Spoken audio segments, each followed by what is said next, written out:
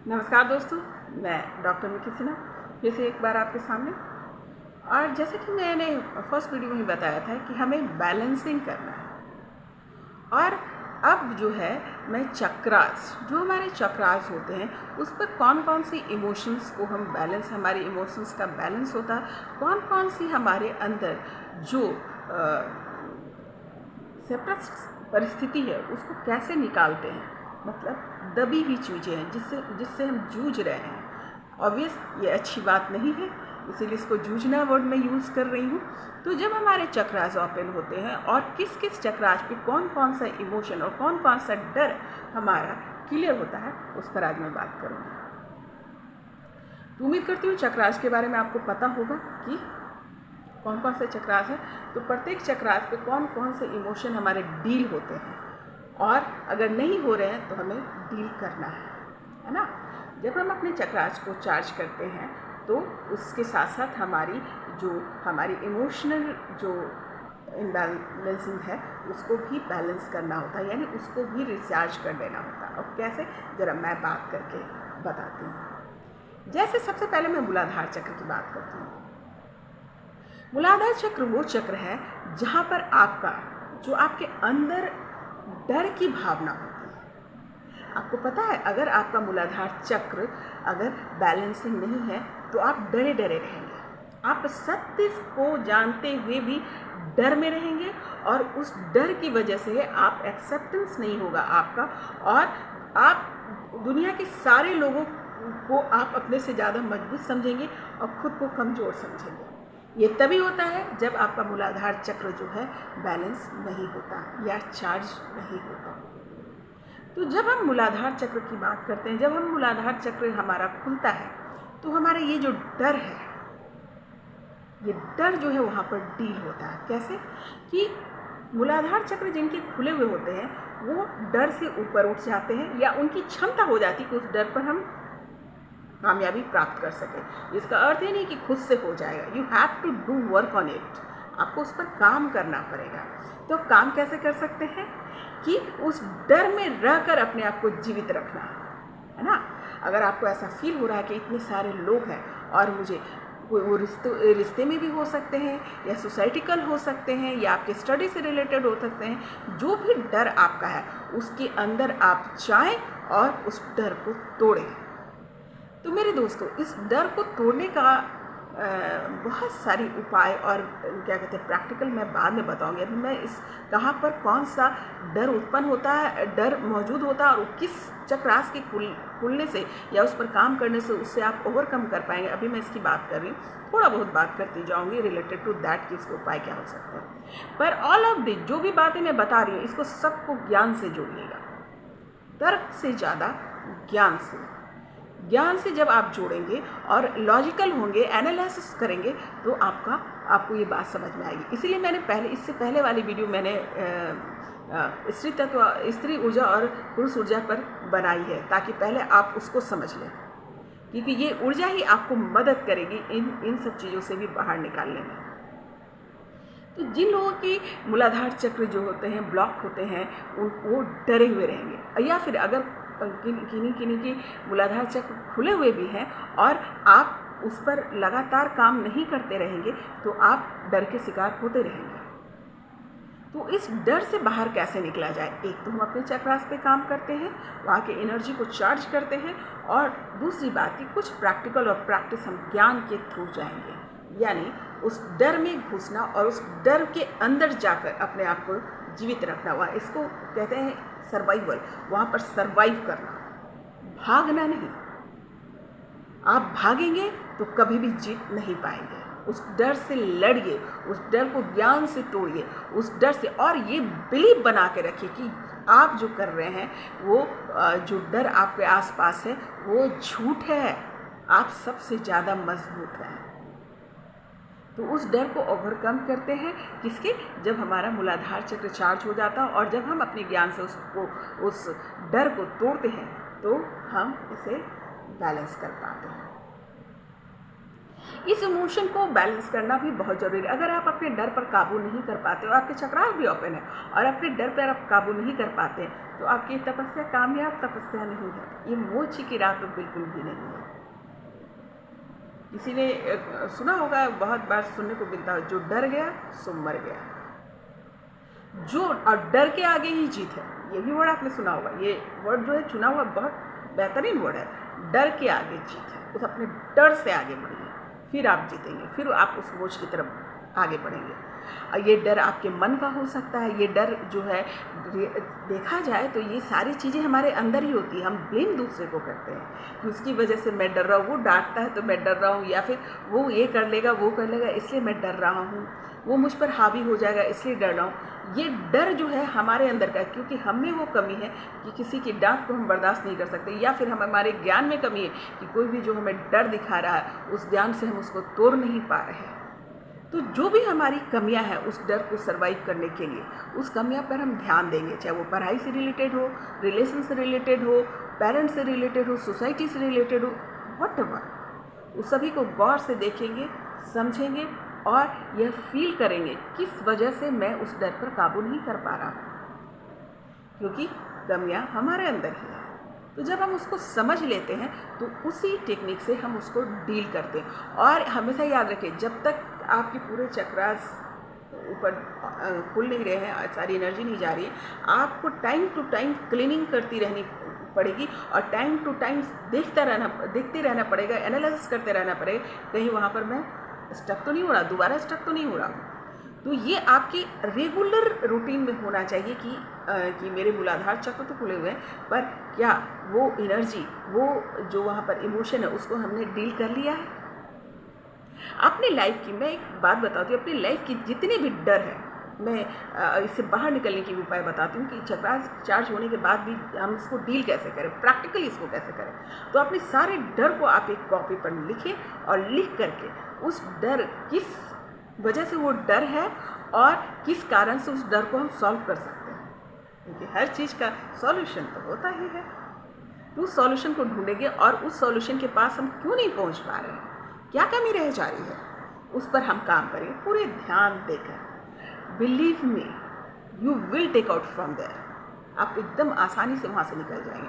थोड़ा सा प्रैक्टिकल, थोड़ा सा ज्ञान है, थोड़ा सा बुद्धि और थोड़ा सा अपने ऊपर विश्वास, ईश्वर पर विश्वास, परमात्मा पर विश्वास, तो आप जल्दी इससे निकल जाएंगे। और टाइम टू टाइम इसकी क्लीनिंग होती रहनी चाहिए, है ना। दूसरा है स्वाधिष्ठान चक्र। हमारे लाइफ में क्या होता है कि जब हमारा स्वाधिष्ठान चक्र चार्ज नहीं होता और क्या कहते हैं एक्टिव नहीं होता, तो आपको पता है हमारे इमोशनली हम कहाँ पे लैक होते हैं, ड्रॉप होते हैं। जब हमारा स्वाधिष्ठान चक्र एक्टिव नहीं होगा तो हम हमेशा अपराध बोध में रहेंगे। मैं गलत हूँ, मुझसे ये हो गया, मैंने ये कर दिया, हमेशा मतलब गिरफ्त में रहेंगे। आपको लगेगा कि मैं एक अपराधी हूँ। कोई भी बात आप सोच लेंगे उसको आप इस तरीके से जोड़ देंगे और आप उस बोझ में रहेंगे। फिर वो छोटी सी बात हो सकती है, बड़ी सी बात हो सकती है। जैसे आपके बचपन की कोई बात है, अगर मान लीजिए गलती से किसी बच्चे को आपकी वजह से चोट लग गया, तो वो बात भी दिमाग में रही कि वो मेरी वजह से चोट लग गया। तो ये छोटी छोटी सी बात जो है वो जो है एक अपराध बोध को आपको डेवलप कर देता है। तो कोई भी अपराध हमें ये बोध क्यों, ये अपराध का बोध हमें कौन सा सिचुएशन है कि बोध ये कराने लगता है, उसमें जाएंगे। जब हमारे स्वाधिष्ठान चक्र चार्ज हो जाते हैं तो इट विल हेल्प यू। आप ज़्यादा कॉन्फिडेंट होंगे क्योंकि वो एनर्जी आपकी चार्ज हो गई है, तो इट विल हेल्प यू।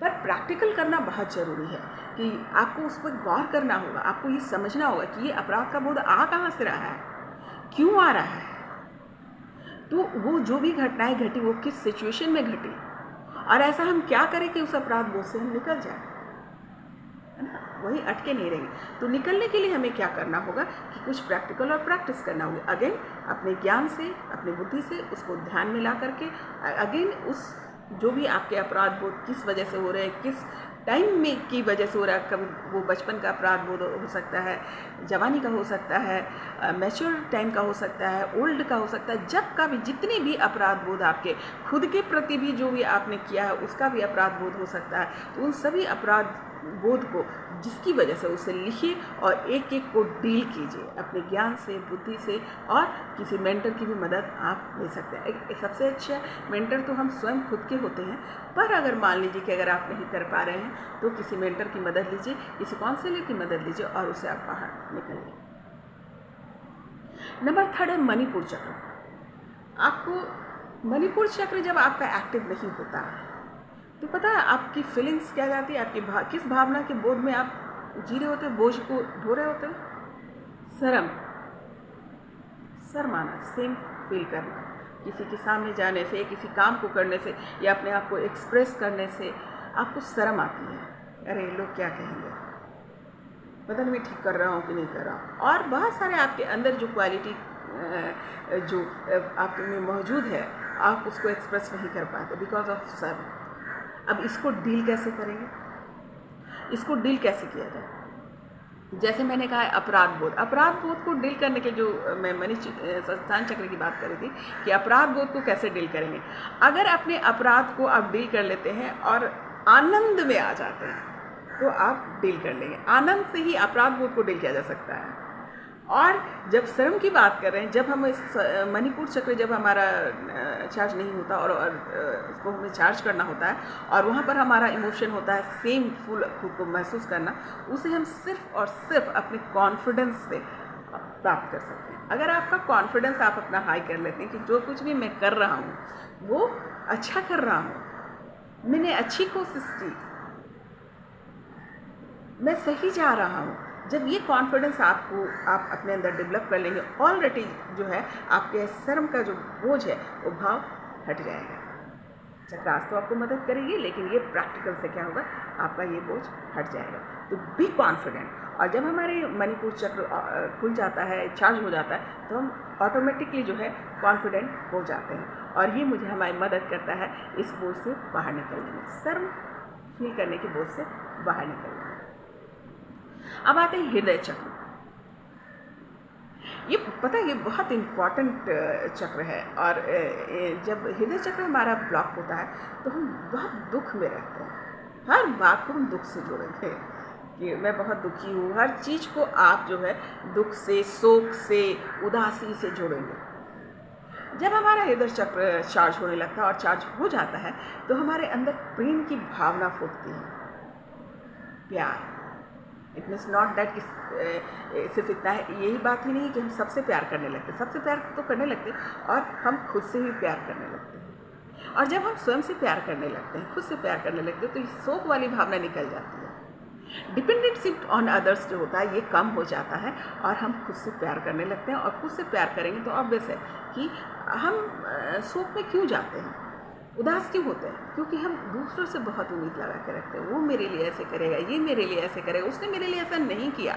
तब क्या होता है कि हम बहुत शोक में चले जाते हैं। ये उम्मीदें, ये दूसरे पे डिपेंडेंटशिप हमें शोक में ले जाता है। जब हम अपने खुशी का, अपने प्रेम का, सारी चीज़ की जो डिपेंडेंटशिप खुद पे हो जाती है, इंडिपेंडेंट आप हो जाते हैं, तो आप इस भाव से निकल जाते हैं। तो जब हमारा हृदय चक्र ओपन होता है तो हम प्रेम और करुणा से तो भरते ही हैं, दूसरे के प्रति भी और सबसे ज़्यादा खुद के प्रति भी। तब हम खुश रहने लगते हैं। प्रेम में जाने से हम शोक से निकल जाते हैं। तो जब हमारा हृदय चक्र चार्ज होता है, ओपन होता है, तो ये हमारे इस परिस्थिति से निकालने में हमें मदद करता है, यानी इस इमोशन पे काम होता है।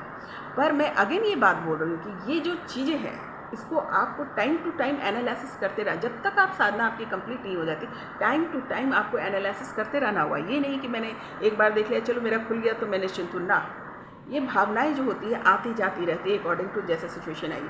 आपने हमेशा नज़र रखना है कि जो भी चक्रास मेरे ओपन हुए और जो भावनाओं से को वहाँ पर डील किया था मैंने, ऐसा तो नहीं कि फिर से वो एक्टिव हो गया। तो उन भावनाओं पे हमेशा हमें नज़र रखना और उस नज़र को रख करके जो है हमें काम करना है। इसकी आप बात समझ रहे हैं। अब आते हैं कंठ चक्र, एक और बहुत बड़ा सा ब्लॉकेज। झूठ सुनना और झूठ बोलना, ये दोनों भी ब्लॉकेज हमारे लाइफ में एकदम स्टक होता है। जन्म लेते ही हम क्या कहते हैं, झूठ बोलना और झूठ सुनना, कभी कभी जानबूझकर, कभी कभी अनजाने में, कभी कभी मजाक में, पर हम झूठ से जुड़ जाते हैं। और जब ये झूठ हमारे लाइफ में आता है, हमारे पर्सनालिटी के अंदर आता है, हमारे ऑरा के अंदर आता है, तो क्या होता है कि हमारा जो कंठ है ना, वो जो उसकी कैपेसिटी होती है, क्या कहते हैं, जो थ्रो होता है, वो हम खो देते हैं। क्योंकि झूठ बोलने वाला व्यक्ति या झूठ में रहने वाला व्यक्ति या झूठ से घिरा हुआ व्यक्ति, वो कभी भी उसकी कॉन्फिडेंस नहीं आएगी उसकी आवाज़ में। उसकी आवाज़ की कॉन्फिडेंस खो जाती है, उसे डर लगता है, ये मैंने तो झूठ बोल रखा है, अब मैं ये बोलूँगा तो पता नहीं कुछ और तो नहीं हो जाएगा। तो ये एक झूठ बोलने की वजह से एक बहुत डर भी आपके साथ आ जाता है और आपका कॉन्फिडेंस लैक कर देता है। तो इसको तोड़ने का तरीका सिर्फ यही कि आप सत्य बोलें। आप पूरी कोशिश करें कि सारी बातों को आप सत्य रखें। बिलीव मी, इससे बहुत ज़्यादा फ़ायदा होगा आपको, घाटा नहीं है इसमें। सबसे पहले कि आपकी पर्सनालिटी, हम कोई भी काम इसलिए करते हैं ताकि उस सोल पहले अपनी पर्सनालिटी को निखार कर रखें।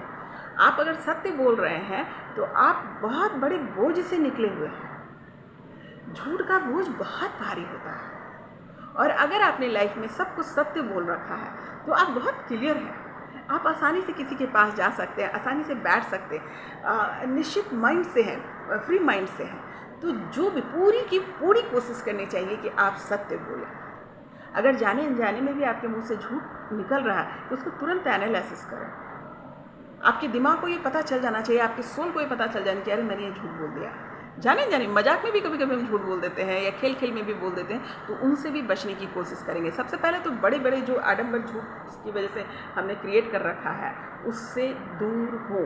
जितना आप सत्य के करीब जाएंगे उतने कॉन्फिडेंट होंगे, उतने ही ईश्वर के करीब होंगे, उतनी ही क्लियरिफिकेशंस होंगे, उतनी ही शांति में जाएंगे। तो सत्य का बहुत पावर है। और सच बताती हूँ कि इससे किसी को कोई फ़र्क नहीं पड़ता। अगर मान लो थोड़ी देर के लिए अगर उस चीज़ को वो हम तो ज़्यादा डरते किससे, आसपास के लोगों से। थोड़ी देर के लिए उन्हें बुरा लगेगा, पर उन्हें पता होगा कि ये ऐसी ही है, रियल है, अपने आप को रियल फेस करा है, और ये बहुत पावरफुल होता है।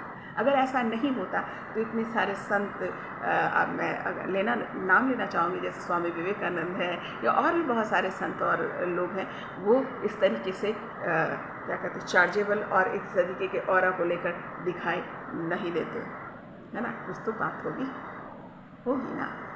तो सत्य के साथ जुड़े, ज़बरदस्ती झूठ का आडंबर ना बने। और अगर मान लीजिए गलती से आप झूठ बोल भी रहे, तुरंत उसे रियलाइज़ करें और पहले खुद के अंदर चिंतन और मनन करें, और बाद में समय मिले तो उस झूठ को सामने रखें कि अरे हमने ये झूठ बोल दिया, हमें नहीं बोलना चाहिए था। यानी एक्सेप्ट करें और खुद को उसको रियलाइज़ कराएं, उसको प्रतिक्रमण में ले जाए उस भाव को, और वहाँ से निकलें। तो ये होता है जब हम कंठ चक्र पे रहते हैं और कंठ चक्र हमारा खुलता है, तो हमें उस सत्य बोलने की जो है वो क्षमता हमारी बढ़ जाती है, वो चार्ज हो जाता है, तो हमको वो बल मिलता है, और उस बल से हम कोशिश करते हैं कि हम सत्य बोलें। वो हमारी मदद करता है। अगेन मैं बोलूँगी, ये एक दिन कर लिया या चक्रास ओपन हो गया, यहीं से बात ख़त्म नहीं हो जाती। Time to time you have to give the attention. आपको नज़र रखनी है अपने व्यवहार पे, अपनी भावनाओं पे कि क्यों ये फिर से तो नहीं भटक रहा, और उस पर टाइम टू टाइम क्लीनिंग करती रहनी होगी।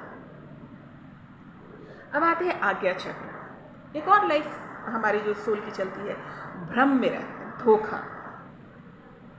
आज्ञा चक्र एक ऐसा स्थान है चक्रास का जहाँ पर आपकी दिव्य दृष्टि भी खुलती है, यानी आप वहाँ पर अपना भविष्य, भूत, भविष्य, प्रेजेंट सब देख सकते हैं। तो भ्रम जो है, आप जो आपके लाइफ में भ्रम है, धोखा है, ये माता है, पिता है, जिस तरह की भी एल्यूजन आपने हमारे आसपास क्रिएट रखे, जो प्रकृति अपने कर्मों की वजह से हमने जो रिश्ते ले रखे हैं, जो सिचुएशन ले रखे हैं, जो हमारे लाइफ में चल रहा है, अगर उससे आप बाहर निकलना चाहते, उस भ्रम से बाहर निकलना चाहते हैं, तो उसकी सिर्फ और सिर्फ एक रास्ता है, वो है ज्ञान, विस्तृत जानकारी।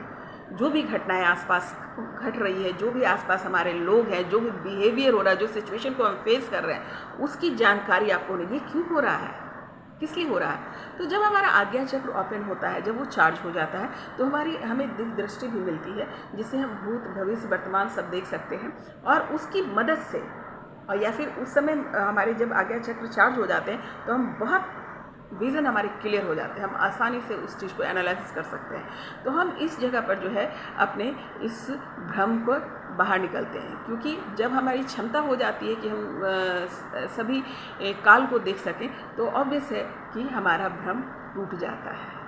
भ्रम टूट जाता है, हम सत्य के साथ जुड़ जाते हैं और इस तरीके से क्या होता है, हमारा एनहांसमेंट हो जाता है। तो आज्ञा चक्र बहुत उच्चतम स्थिति है। यहाँ पर आते ही आपके अगर नहीं हो रहा है then you have to keep in your mind कि आपके जो नीचे वाले चक्रास में कहीं ना कहीं फिर जो है ब्लॉकेज क्रिएट हो रहे हैं। तो cleaning is very much need. और जब आपके आज्ञा चक्र खुले हुए हैं तो आपके किसी भी निचले जो आपके चक्रास हैं उसको क्लीनिंग करने में कोई दिक्कत नहीं होनी चाहिए। You can take help of your Ajna chakra, वहाँ पर जाकर के उस चक्रास की मदद लीजिए और उसको क्लीनिंग कीजिए। It's a very much need. अगर आप चाहते हैं मोक्ष की तरफ जाए तो ये बहुत बहुत बहुत बहुत बहुत बहुत ज़रूरी है। इसको हम स्किप नहीं कर सकते। और ये नहीं कि मैं ये कल करूँगा, कल करूँगी, परसों करूँगी, नहीं, तुरंत की तुरंत जैसे आप रियलाइज़ कीजिए और उसको एक्ट कीजिए। लास्ट बट नॉट लिस्ट, अब आते हैं बिंदु चक्र, जो हमारा ब्रह्मरंध्र भी माना जाता है, जो चक्र ये आखिरी चक्र होता है।